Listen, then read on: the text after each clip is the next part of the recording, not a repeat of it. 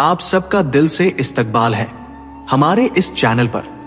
यहां आपको मिलेगी सच्ची, दिल को छू जाने वाली कहानियां।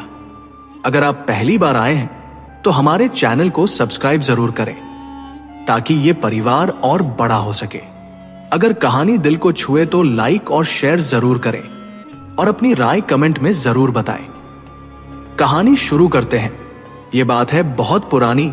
एक छोटा सा गांव था जिसका नाम था अहमदाबाद। वहां एक गरीब मिट्टी का काम करने वाला रहता था। वो बहुत बूढ़ा हो चुका था और उसकी ख्वाहिश थी कि उसका जवान बेटा अजीम उसकी मदद करे और घर का सहारा बने। बूढ़े बाप ने अपने बेटे को बहुत बार ये मिट्टी का हुनर सिखाने की कोशिश की, लेकिन अजीम का दिल काम में नहीं लगता था। वो बहुत ही बेपरवाह था। वक्त अपनी रफ्तार से चलता रहा और एक दिन बूढ़ा बाप इस दुनिया से रुखसत हो गया। बाप के इंतकाल के बाद अजीम की मां ने उसे अपने पास बुलाया और बड़ी ही परेशानी से बोली, बेटा, अब इस घर का कोई सहारा नहीं है। तुम कोई काम नहीं करते तो बताओ, हमारा गुजबसर कैसे होगा? मां की बात सुनकर अजीम के दिल पर असर हुआ। उसने कहा, अम्मी, आप फिक्र ना करें।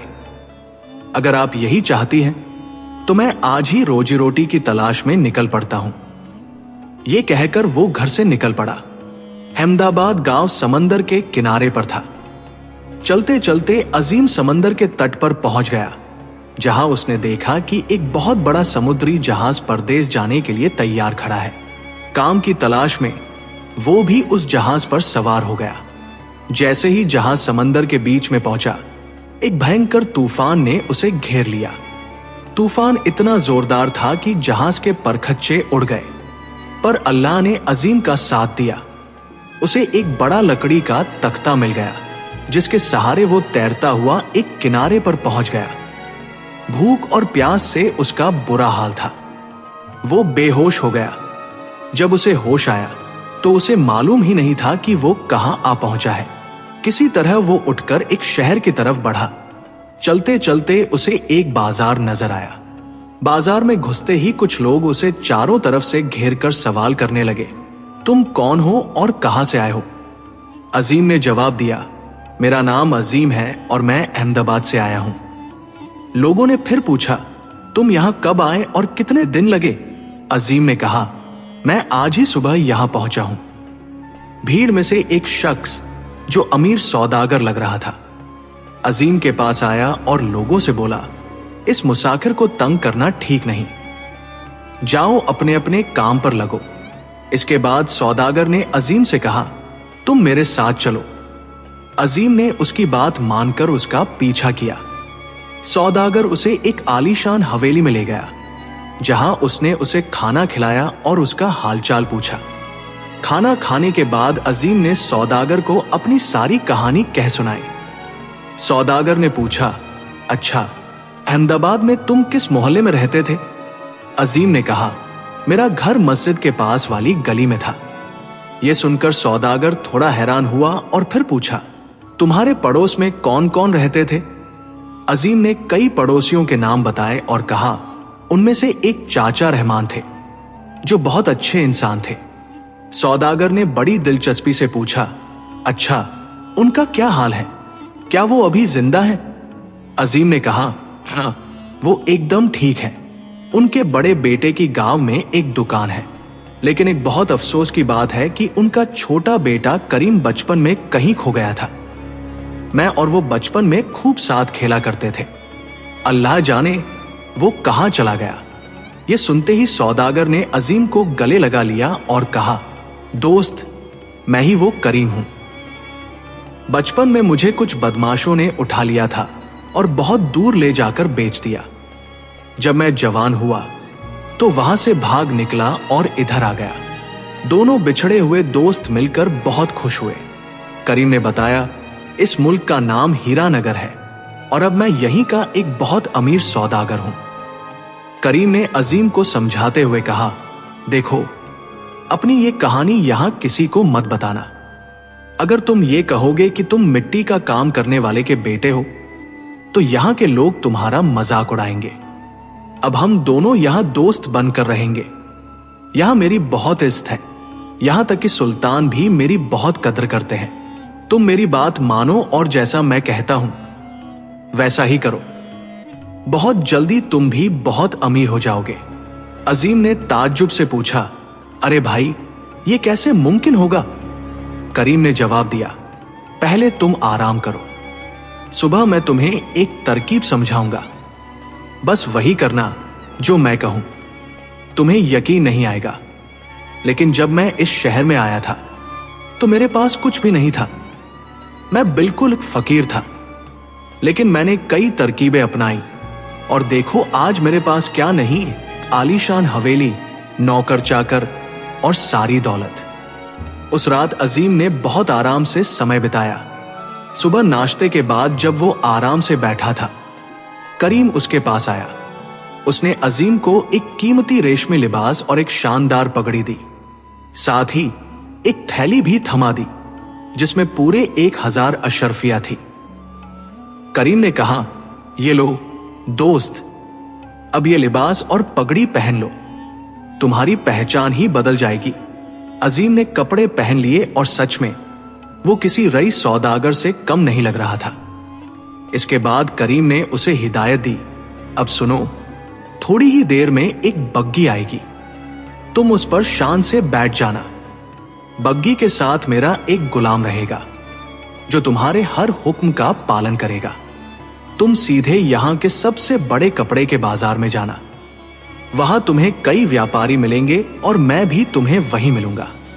करीम ने आगे कहा, मैं दूसरे व्यापारियों से कहूंगा कि तुम किसी दूसरे मुल्क के बहुत बड़े सौदागर हो जिनका कपड़ों का बड़ा कारोबार है। फिर मैं तुम्हारे पास आऊंगा और तुम्हारा हालचाल पूछूंगा। दूसरे व्यापारी भी तुमसे दोस्ती करने की कोशिश करेंगे। करीम ने अपनी तरकीब का सबसे जरूरी हिस्सा समझाते हुए कहा, सुनो, व्यापारी लोग जब अपना माल लेकर चलते हैं तो उनका काफिला कई दिनों बाद शहर पहुंचता है। मैं उनसे कह दूंगा कि तुम्हारा काफिला रास्ते में है और जल्द ही यहां आएगा। तुम उन्हें बताना कि तुम्हारे काफिले में 500 ऊंट हैं जिन पर बहुत कीमती सामान लदा हुआ है। मैं तुमसे पूछूंगा, क्यों हुजूर, आपके माल में रेशमी कपड़े हैं क्या? तब तुम्हें कहना, हाँ, बेहिसाब है। ये जो मैंने तुम्हें 1000 अशरफिया दी है, उनसे तुम उन व्यापारियों से सामान खरीदना, जैसे तांबे के बर्तन और लोहे के औजार। लेकिन ध्यान रखना, खरीदारी करते समय मोल भाव जरूर करना। यदि कोई 10 अशरफिया दाम बताए तो तुम 8 अशरफिया कहना। अजीम ने मुस्कुराते हुए कहा, अरे भाई, मैं तो सिर्फ एक अशरफी कहूंगा, क्योंकि अशरफी तो सोने की होती है। यह सुनकर करीम ने कहा, अरे ठीक है, तुम फिक्र न करो, इस मामले में भी मैं तुम्हारी मदद कर दूंगा। मैं तुम्हें माल खरीदने और बेचने का फन सिखाऊंगा। बस मैं तुम्हें एक चालाक और होशियार सौदागर बना दूंगा। और सुनो, अगर तुम्हारा काफिला 1 महीने के अंदर भी ना पहुंचे तो कह देना कि वो रास्ते में लुट गया। इसके बाद अजीम अपनी रेशमी पोशाक पहने हुए बाजार की तरफ चल पड़ा। बिना किसी से पूछे या बताए वो मस्ती में झूमता हुआ एक बहुत बड़ी दुकान में जा पहुंचा। वहां करीम पहले से ही मौजूद था। वो ऐसे बैठा था जैसे दुकान का बादशाह हो। जैसे ही करीम ने अजीम को देखा, वो तुरंत अपनी जगह से उठ खड़ा हुआ और झुककर उसे सलाम किया। वहां मौजूद दूसरे व्यापारियों ने भी झुककर अजीम का आदाब किया। इसके बाद करीम ने दूसरे व्यापारियों के कानों में कुछ फुसफुसाया और उन्हें बैठने का इशारा किया। फिर करीम ने अजीम से पूछा, मालिक, आपका माल कहाँ है? अजीम ने मुस्कुराते हुए जवाब दिया, आसमान के नीचे और जमीन के ऊपर, यानी वो रास्ते में है। एक और व्यापारी ने पूछा, आपके काफिले में कितने ऊंट हैं? अजीम ने बेपरवाही से कहा, जब काफिला पहुंचेगा तो खुद गिन लेना। सफर लंबा है, रास्ते में कई ऊंट मर भी सकते हैं। अब कौन जाने यहां कितने ऊंट पहुंचेंगे। यह सुनकर व्यापारी हैरान हो गए। उनमें से एक बोला, अक्लमंद इंसान हमेशा अक्लमंद ही होते हैं। फिर उसने पूछा, भाई साहब, क्या आपके काफिले में रेशम के कपड़े भी हैं? अजीम ने आत्मविश्वास से कहा, रेशम के कपड़े बेहिसाब हैं। इसके बाद करीम ने पूछा, और उसमें क्या क्या सामान है? अजीम ने बड़े फख्र से जवाब दिया, रेशम के थान, मखमल के थान, सोने चांदी के बर्तन, जेवर, हीरे जवाहरात, सब कुछ है। अब तो सभी व्यापारी ये मानने लगे कि अजीम कोई बड़ा और रसूख वाला सौदागर है। तभी बातचीत के बीच में एक फकीर दुकान में झोली फैलाए हुए आ गया और खैरात मांगने लगा। किसी व्यापारी ने उसे एक सिक्का दिया तो किसी ने 2, कुछ ने कह दिया, बाबा दुआ करो। लेकिन जब वो फकीर अजीम के पास पहुंचा तो अजीम ने अपनी अशरफियों की थैली में से मुट्ठी भरकर उसकी झोली में डाल दी। ये देखकर वहां और भी फकीरों की भीड़ लग गई। अजीम ने सबको मुट्ठी भर भर कर अशरफियां बांटी, जब तक कि उसकी थैली पूरी तरह खाली ना हो गई। इस वाक्य के बाद सिर्फ 2 दिनों में ही पूरे शहर में अजीम का नाम मशहूर हो गया। हर कोई सौदागर, व्यापारी, दुकानदार, फकीर यही कहने लगा कि अजीम जैसा सखी सौदागर दुनिया में कोई और नहीं है।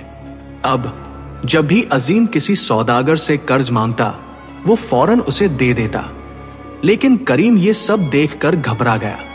एक शाम उसने अजीम को अपने कमरे में बुलाया और कहा, तुम ये क्या गड़बड़ कर रहे हो? जो कर्ज तुम दूसरे व्यापारियों से ले रहे हो, उसे वापस कैसे करोगे? अजीम हंसते हुए बोला, क्यों नहीं कर पाऊंगा? मेरा काफिला 500-600 ऊंटों का है और उन पर लाखों का माल लदा हुआ है। जब वो आएगा तो मैं सारा कर्ज चुका दूंगा। करीम ने उसे तिरछी नजरों से देखते हुए कहा, कैसा काफिला? कौन सा काफिला?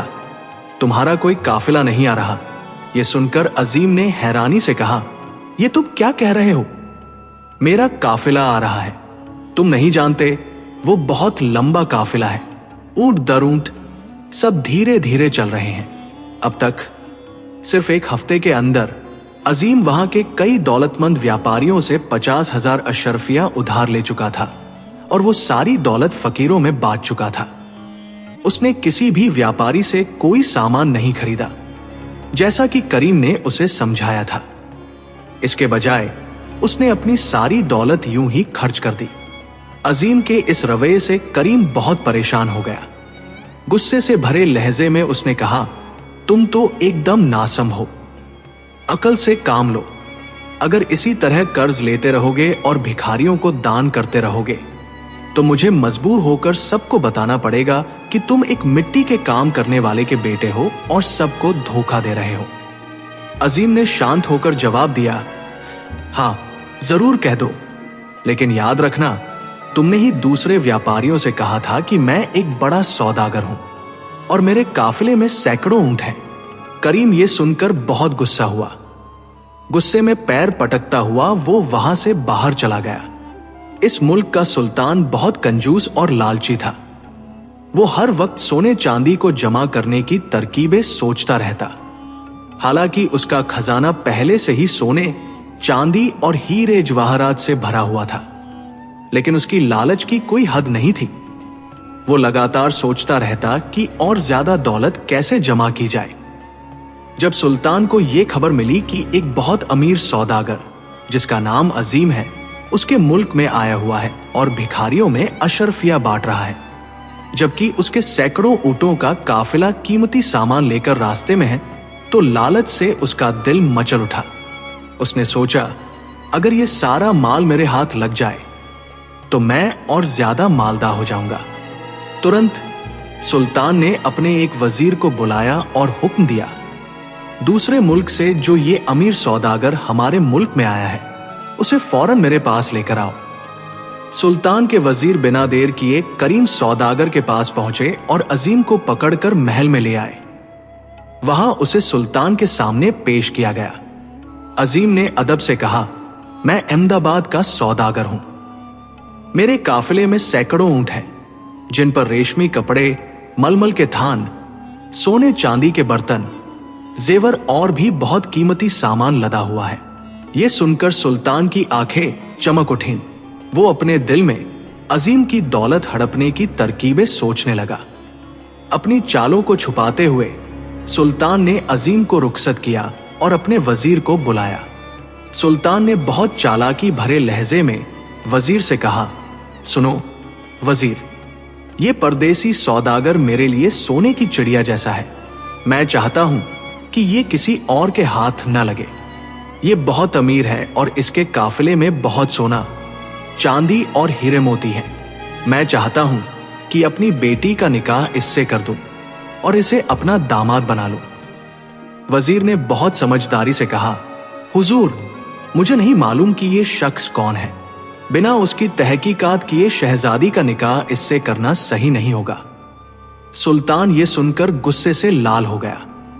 उसने तेज लहजे में कहा, तुम क्या चाहते हो कि मैं अपनी बेटी का निकाह अजीम से न करूं? मुझे पता है तुम्हारे इस विरोध के पीछे तुम्हारी चाल है। तुम चाहते हो कि मैं अपनी बेटी का निकाह तुम्हारे बेटे से कर दूं। वजीर ने हल्की मुस्कान के साथ जवाब दिया, जी हां हुजूर, आपने बिल्कुल सही समझा। सुल्तान गुस्से में बोला, यह कभी नहीं हो सकता। तुम्हारे बेटे की असलियत मुझे अच्छे से पता है। वो नाकारा और बेअकल है। वजीर खामोश होकर वहां से चला गया। इसके बाद सुल्तान ने अजीम को फिर से महल में बुलवाया और बहुत खुश होकर कहा, सौदागर, तुम हमें बहुत पसंद आए हो। मैं चाहता हूं कि तुमसे अपनी बेटी का निकाह कर दूं। इस अच्छे काम में देर नहीं होनी चाहिए। अगर तुम राजी हो तो कल ही महल में दूल्हा बनकर आ जाओ। अजीम का दिल तो खुशी से नाचने लगा, लेकिन सुल्तान के सामने वो शांत रहा। उसने सर झुकाकर कहा, जैसा आपका हुक्म हुजूर। मेरी क्या मजाल कि मैं इनकार कर सकूं। अगले दिन महल सज धज कर जगमगा उठा। अजीम दूल्हा बना और शहजादी कुसुम दुल्हन। दोनों का निकाह बहुत धूमधाम से हुआ। महल में गीत संगीत गूंजने लगे और पूरे शहर में मिठाइयां बांटी गई। उधर करीम डर से कांप रहा था। उसके माथे पर पसीना आ रहा था। वो 3-4 दिनों तक अपने घर से बाहर नहीं निकला, क्योंकि पूरे शहर में सिर्फ उसे ही पता था कि अजीम कोई सौदागर नहीं, बल्कि एक गरीब मिट्टी का काम करने वाले का बेटा है। शहजादी कुसुम, जो खूबसूरत होने के साथ साथ बहुत अच्छी और सादे दिल वाली थी, महल की रौनक थी। वो गुलामों से भी मुस्कुराकर बात करती। अजीम को शहजादी की सादगी बहुत पसंद आई। वो अक्सर उसे ऐसी बातें सुनाता कि शहजादी हंसी में लोटपोट हो जाती। दोनों के दिन और रात हंसी खुशी में बीतने लगे। शहजादी को संगीत का बहुत शौक था। जब वो वीणा बजाती तो अजीम मंत्रमुग्ध होकर सुनता। महल के नौकर और गुलाम भी इस जोड़ी से बहुत खुश रहते। अजीम हर रोज उन्हें कुछ न कुछ इनाम देता। शहर के भिखारी और फकीर भी अजीम की तारीफ करते। वे महल के दरवाजे पर आते और एक एक अशर्फी लेकर लौट जाते। लेकिन इस निकाह से कुछ लोग अंदर ही अंदर दुखी भी थे। उनमें वो व्यापारी शामिल थे जिन्होंने अजीम को कर्ज दिया था। वे सोचने लगे कि अब उनका पैसा कैसे वापस मिलेगा।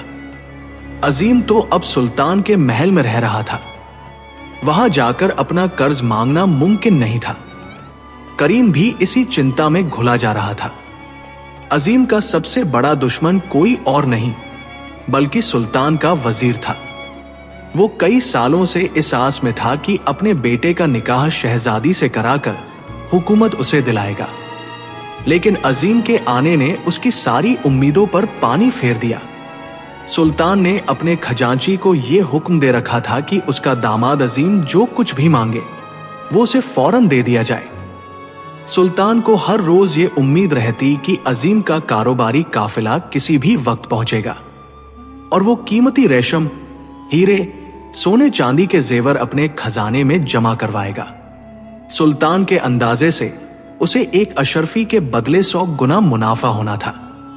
लेकिन न काफिला आया न उसकी कोई खबर। एक दिन सुल्तान ने खजांची को बुलाया ताकि ये पता कर सके कि अजीम अब तक खजाने से कितनी दौलत ले चुका है। खजांची ने हिसाब किताब लगाकर कहा, हुजूर, आपके दामाद ने पहले दिन 109 अशर्फिया, दूसरे दिन 215 अशर्फिया और तीसरे दिन 311 अशर्फिया ली। इस तरह अब तक कुल 4000 अशरफिया खर्च हो चुकी है। ये सुनकर सुल्तान हैरान रह गया। अब उसे चिंता होने लगी कि अगर काफिला नहीं आया तो उसका खजाना खाली हो जाएगा। उसने तुरंत वजीर को बुलाया और अपनी चिंता बताई। सुल्तान बोला, अगर अजीम इसी तरह पैसा लेता रहा तो एक दिन खजाने में कुछ नहीं बचेगा। अब तुम ही बताओ कि मैं क्या करूं? काफिले का तो कोई अतापता नहीं है। वजीर ने गंभीर लहजे में कहा, हुजूर, यहां कुछ गड़बड़ जरूर है। मेरा मशवरा है कि आप शहजादी को कहें कि वो किसी तरह से अजीम की असलियत का पता लगाए। ये भी पता करें कि काफिला सच में आ रहा है या ये सिर्फ एक झूठ है। सुल्तान ने उसी वक्त शहजादी को बुलाया और अपनी चिंता बताई। बेटी, तुम्हें किसी तरह अजीम की सच्चाई का पता लगाना होगा। यह जानना बहुत जरूरी है कि काफिला क्यों नहीं पहुंचा और अगर आएगा तो कब तक। वजीर ने भी शहजादी से कहा, शहजादी, आपके अब्बाजान का खजाना अब खाली होता जा रहा है। उधर शहर के व्यापारी भी परेशान हैं। एक व्यापारी करीम तो घबराकर शहर छोड़कर ही भाग गया है। अगर अजीम की सच्चाई सामने नहीं आई तो हम सबके लिए बड़ी मुसीबत खड़ी हो जाएगी। शहजादी ने सब्र से कहा, अब्बाजान, आप फिक्र न करें, मैं 1-2 दिनों में सच्चाई का पता लगाकर आपको बता दूंगी। आप घबराएं मत, सब ठीक हो जाएगा। उसी रात शहजादी ने अजीम को बहुत अच्छे पकवान खिलाए और फिर बड़े प्यार से बोली, मेरे प्यारे अजीम, क्या तुम्हें मुझसे कोई शिकायत है? अजीम ने जवाब दिया, नहीं शहजादी, मुझे भला तुमसे क्या शिकायत हो सकती है? ये तुम कैसी बातें कर रही हो? तब शहजादी मुस्कुराकर बोली, अच्छा, तो जो मैं पूछूं, क्या तुम उसका सच्चा सच्चा जवाब दोगे? अजीम ने गंभीर लहजे में कहा, शहजादी, चाहे मेरी गर्दन ही क्यों न कट जाए, मैं आपसे कभी झूठ नहीं बोलूंगा। शहजादी ने कहा, किसी की इतनी हिम्मत नहीं कि तुम्हें छू भी सके। अब सुनो, अगर हम जिएंगे तो साथ और मरेंगे भी साथ। पर मुझे यह बताओ, तुम असल में कौन हो और तुम्हारा काफिला कहां है? यह सुनकर अजीम के चेहरे पर डर छा गया। उसने थोड़ा ठहर कर कहा, मैंने वादा किया है कि सच ही बोलूंगा। तो सुनो शहजादी। इसके बाद अजीम ने अपनी पूरी सच्चाई शुरू से आखिर तक शहजादी को बता दी। उसने मान लिया कि काफिले का कोई वजूद ही नहीं था और यह सब एक फरेब था। यह सुनकर शहजादी हंस पड़ी और बोली, मेरे सरताज, तुमने हम सबको खूब बेवकूफ बनाया। अजीम ने उदास होकर कहा, हाँ, ये तो है, लेकिन लकड़ी का कटोरा कितनी बार आग पर चढ़ेगा? एक न एक दिन तो ये सारा राज खुल ही जाएगा और फिर तुम्हारे अब्बाजान मेरी गर्दन कटवा देंगे। अब तुम ही बताओ, मेरी जान कैसे बचेगी? शहजादी, जो बहुत अक्लमंद और चालाक थी, ने कुछ देर सोचा। वो अपनी बसी हुई जिंदगी को बर्बाद नहीं होने देना चाहती थी। फिर वो बोली, सुनो, मैं तुम्हें 100 अशरफिया दूंगी। उनमें से 5 अशरफिया किसी पहरेदार को देना और उससे कहना कि सुल्तान के अस्तबल से एक शानदार घोड़ा ले आए।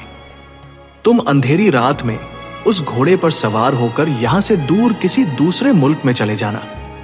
वहां तब तक ठहरना जब तक मैं कोई हल न निकालूं और तुम्हें वापस बुलाने का इंतजाम न करूं। रातों रात अजीम घोड़े पर सवार होकर वहां से निकल गया। अगले दिन शहजादी अपने अब्बाजान से मिलने गई, जहां वजीर भी मौजूद था। सुल्तान ने पूछा, मेरी लाडली, क्या खबर लाई हो? शहजादी ने गहरी सांस ली, अपने जज्बातों पर काबू किया और बोली, अब्बाजान, आधी रात को मेरी दासी ने मुझे जगाया और कहा कि अजीम से मिलने कोई आया है। वो उठकर उस शख्स से मिलने गए। थोड़ी देर बाद जब अजीम लौटे तो उनके हाथ में एक चिट्ठी थी। उन्होंने मुझसे कहा कि उनका काफिला डाकुओं ने लूट लिया है। काफिले के लोगों ने डाकुओं का डटकर मुकाबला किया, लेकिन बहुत से लोग मारे गए। डाकू सारा माल लूट ले गए। अजीम ने यह भी कहा कि उन्हें अब जाने की इजाजत दी जाए। वे जो भी थोड़ा बहुत बचा है उसे समेटने की कोशिश करेंगे और जल्द ही लौट आएंगे। उन्होंने अपनी तलवार को संभाला और आगे कदम बढ़ाए। खिड़की से झांकते हुए मैंने देखा कि उनके साथ उनके कुछ भरोसेमंद साथी बाहर खड़े थे, जो उनके आने का इंतजार कर रहे थे। उन सभी ने ऐसे शाही लिबास पहने थे जो हमारी जमीन के किसी भी वजीर के पास भी नहीं मिलते। वे अपने साथ एक बहुत ही खूबसूरत घोड़ा भी लाए थे। मेरे शौहर उस घोड़े पर सवार हुए और घोड़ा इस तेजी से दौड़ा मानो कोई तूफान अपने पूरे शबाब पर हो। कुछ ही लम्हों में वे और उनके साथी गहरे अंधेरे में खो गए। अब मेरी सिर्फ यही दुआ है कि वो जल्दी से अपने काफिले का बोझ लेकर सही सलामत लौट आए। सुल्तान ने अपनी बेटी की आवाज में ऐसा सच महसूस किया कि वो फौरन उसकी बातों पर यकीन कर बैठे और पूछा, बेटी, अब हमें क्या करना चाहिए? शहजादी ने जवाब दिया, अब्बाजान, उन्होंने वादा किया है कि वो जल्दी लौट आएंगे। उधर अजीम अपने घोड़े को पूरी ताकत से दौड़ा रहा था। सुबह की रोशनी फैल चुकी थी और वो पूरी तरह थक चुका था। अचानक उसे एक कुआं नजर आया। प्यास से बेहाल होकर उसने पहले खुद पानी पिया और फिर अपने घोड़े को भी पिलाया। कुछ और कदम चलने के बाद वो इतना थक गया कि उसने एक बड़े पेड़ के नीचे बैठने का फैसला किया। वहां एक बड़ी चट्टान पर बैठते ही चट्टान खिसकी और अजीम धड़ाम से एक सुरंग में जा गिरा। उसके गिरने के साथ ही कई छोटे पत्थर भी सुरंग में आ गिरे। इन पत्थरों के टकराने से एक कांच की बोतल फूट गई और उसमें से धुएं का गुबार उठने लगा। अचानक एक हंसी की गूंज वहां गूंजी और वो धुआं धीरे धीरे एक शक्ल में बदल गया। शक्ल से आवाज आई, मुझे इस कैद से आजाद करने के लिए तुम्हारा बहुत बहुत शुक्रिया। यह देखकर अजीम कांप उठा और अपने दिल में सोचा, या अल्लाह, मैं किस मुसीबत में फंस गया हूं। सच में वो एक जिन्न था जो बोला, डरो मत ऐ नेक इंसान, मैं जिन्न आला हूं, लेकिन मैं कोई बुरी रूह नहीं बल्कि एक नेक जिन्न हूं। मुझे एक जादूगर ने अपने लालच के लिए कैद कर लिया था। जब मैंने उसके कहे गए बुरे काम करने से मना कर दिया तो उसने मुझे इस बोतल में बंद कर दिया। वो जादूगर तो मर गया, लेकिन पिछले 200 सालों से मैं इस बोतल में बंद था। तुमने मुझे आजाद कर बहुत बड़ा एहसान किया है। अब घबराओ मत और मुझे बताओ कि मैं तुम्हारे लिए क्या कर सकता हूं। जिन्न की इन बातों से अजीम को थोड़ी हिम्मत मिली। वो बोला, जिन्न भाई, मैं तो एक बदनसीब इंसान हूं जो लगातार मुसीबतों से भाग रहा हूं। इसके बाद अजीम ने उसे अपना पूरा हाल सुनाया। जिन्न ने गंभीर लहजे में कहा, तकदीर ने तुम्हें इस मुश्किल में डाला और वही तकदीर अब तुम्हें निकालने की राह दिखा रही है। तुम बिल्कुल सही जगह पर आ पहुंचे हो। यह सुरंग उसी जादूगर ने बनाई थी जिसने अपनी चालों से लोगों का पैसा हड़प कर इसे यहीं छुपा दिया था। आज भी उसका जमा किया हुआ खजाना इस सुरंग में मौजूद है। जिन्न ने बड़े बड़े संदूकों की तरफ इशारा किया। जब अजीम ने उन संदूकों को खोला तो उसकी आंखें खुशी से चमक उठीं। उनमें हीरे, मोती, जवाहरात और अशरफियों का भंडार भरा पड़ा था। जिन्न ने कहा, अब ये पूरा खजाना तुम्हारा है क्योंकि वो जादूगर अब जिंदा नहीं है। मैं अपनी ताकत से इस खजाने को तुम्हारी बताई हुई जगह पर पहुंचा सकता हूं। अजीम ने कहा, अगर ऐसा हो सके तो मेरी जान बच जाएगी। जिन्न भाई, मेहरबानी करके इस खजाने को ऊंटों पर लाद कर मेरे ससुर के महल के बाहर पहुंचा दो। जिन्न ने अपनी अजब ताकत का इस्तेमाल कर पलक झपकते ही सारा खजाना ऊंटों पर लाद दिया और उन्हें शाही महल के बाहर भेज दिया। अजीम ने जिन्न का दिल से शुक्रिया अदा किया। जिन्न ने एक आखिरी बार मुस्कुराया और हमेशा के लिए गायब हो गया। अजीम दौड़ता हुआ महल के अंदर गया और अपने ससुर को यह खुशखबरी दी कि वो अपने काफिले के साथ लौट आया है। ये सुनते ही सुल्तान, वजीर और शहजादी सभी महल के बाहर पहुंचे। ऊंटों पर लदे सोने, चांदी और कीमती रत्नों को देखकर सुल्तान की खुशी का कोई ठिकाना नहीं रहा। वो खुशी में झूमने लगे। इस वाक्य के बाद सुल्तान की नजरों में अजीम की इज्जत और भी बढ़ गई। शहजादी भी हैरान थी कि उसका शौहर ये सब कहां से लाया, लेकिन उसने उस वक्त चुप रहना ही सही समझा। सुल्तान ने इस खुशी के मौके पर अजीम को गले लगाते हुए कहा, बेटा, आज से तुम ही मेरे मुल्क के वली अहद हो। मेरे बाद यही मुल्क तुम्हारा होगा। शाम के वक्त जब अजीम और शहजादी अकेले थे तो अजीम ने उसे पूरा किस्सा सुनाया कि कैसे उसने ये खजाना पाया। अब अजीम और शहजादी महल में हमेशा के लिए रहने लगे। जब शहर के व्यापारियों को यह खबर मिली कि अजीम बहुत दौलत लेकर लौट आया है तो वे भी खुश हुए। अजीम ने सभी व्यापारियों को बुलाकर उनका कर्ज ब्याज के साथ लौटाया। ये खबर सुनकर उसका जिगरी दोस्त करीम भी उससे मिलने महल आया। अजीम ने उसे भी अशरफियों से भरी थैली देकर उसका शुक्रिया अदा किया। कुछ दिनों बाद अजीम ने अपनी बूढ़ी मां को भी महल में बुला लिया। अब वे सभी एक खुश और दौलतमंद परिवार की तरह साथ रहने लगे। ये कहानी हमें सिखाती है कि अल्लाह पर भरोसा रखो। ईमान और सब्र का फल हमेशा मीठा होता है। नेकी कभी बेकार नहीं जाती और इंसान की तकदीर कभी भी बदल सकती है। बस नेक इरादा होना चाहिए। उम्मीद है आपको ये कहानी पसंद आई होगी। अगर पसंद आई हो तो लाइक करें, अपने दोस्तों के साथ शेयर करें और कमेंट करके अपनी राय जरूर दें। अल्लाह हाफिज।